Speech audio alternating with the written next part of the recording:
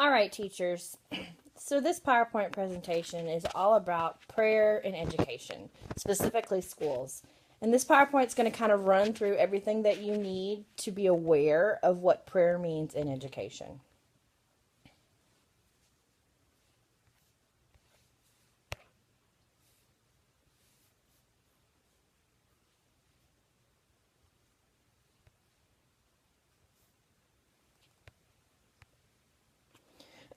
So first we're going to start with the history of prayer and education, and that is focused on the Establishment Clause. So in 1802, Thomas Jefferson actually wrote a letter to the Danbury Baptist Association, as you can see here in the PowerPoint. And in this letter, which I won't read to you, the phrase wall of separation between church and state comes up, which is interesting because this is the first time that the actual documentation wording of separation of church and state was ever said. So this becomes the shorthand for the Establishment Clause that we use today. And when I say use, I mean for physical law cases where someone brings the idea of prayer and education into the school, and then the lawyers have to come together and figure out what's going on. So I'll give you some examples.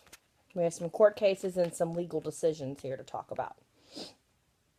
So the First Amendment, I'm sure you know all about the First Amendment, but the First Amendment states that Congress can make no law respecting an establishment of religion or prohibiting the free exercise of religion, abridging the freedom of speech or of the press or of the right of the people peaceably to assemble and to petition the government for redress of grievances. So what does this mean?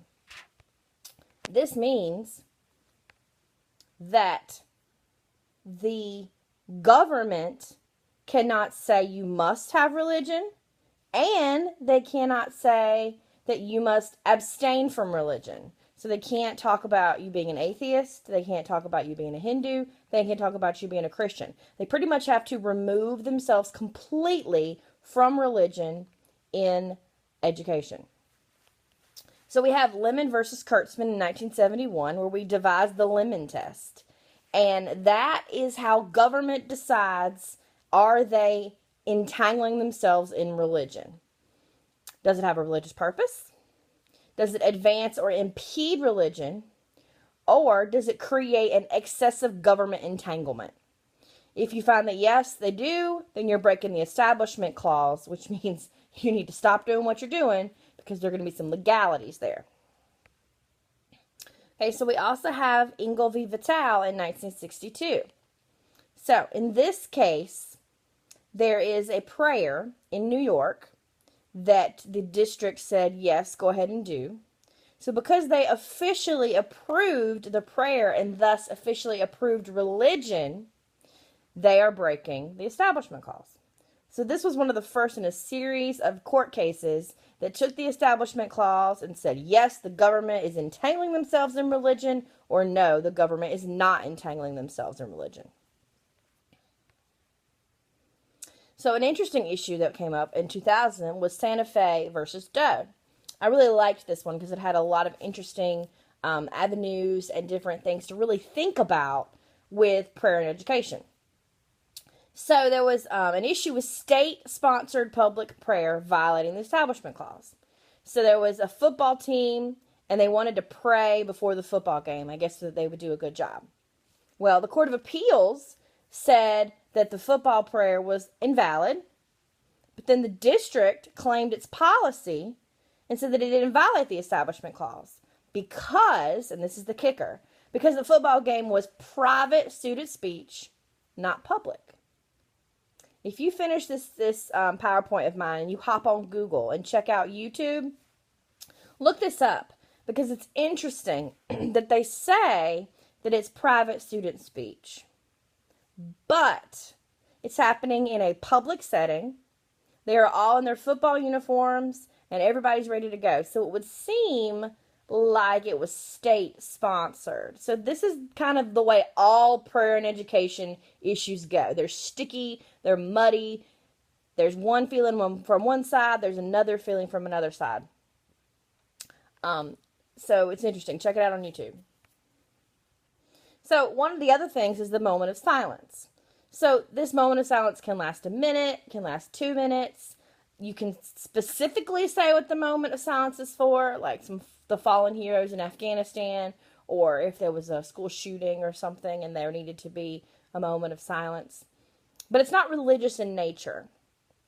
Now, as a teacher, if you were to say, we're going to have a moment of silence to pray to God, then you would be breaking the Establishment Clause. But if you said, let's have a moment of silence before our day starts as a moment of reflection, then you're not. So again, with the sticky situation, it's all about how you speak about it, how you talk about it, and how you deal with children with it. Because you cannot proselytize to students. What does that mean? That means that you can't go in and say, this is my religion, this is what I believe, and this is what you should believe. Because, excuse me,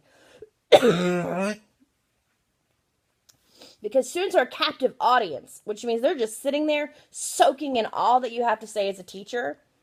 So that is a great time to encroach your little brains on religion. So as a teacher, you cannot do that. You cannot lead students in a prayer. You could not, during the cafeteria, you can't say like a group prayer before you eat. Now, if students want to pray, they can do so. If students want to have a moment of silence or reflection before their day starts, they can do so. So wow, see how this is a really sticky subject? That's really why I wrote the paper on it, because I really thought a lot about what it meant to me as a teacher, because I'm very religious, and not being able to take that in the classroom is very difficult. So, teachers, if you will look at the paper that I've attached, there's some really good examples of prayer and education happening in the United States currently, what the district's doing about it, how they're siding with the government. There's also a really interesting article that I found about, it's a guy that wrote a book, about how when prayer was taken out of education, a lot of bad things happened. They talked about, pregnancy on the rise. They talked about school shootings. They talked about disciplinary issues, achievement issues. Now, I don't believe that, but it's some very interesting information. As always, there's a positive side and a negative side. So, what I would like you to do after you've watched this video is respond to the Google Doc I'm going to send you, like a paragraph or a sentence or so about how this is going to affect you in the classroom. And maybe if you have any other questions or any other direction that you would like for me to take this in the next version. And I really appreciate you listening to me and checking out my PowerPoint. Thank you.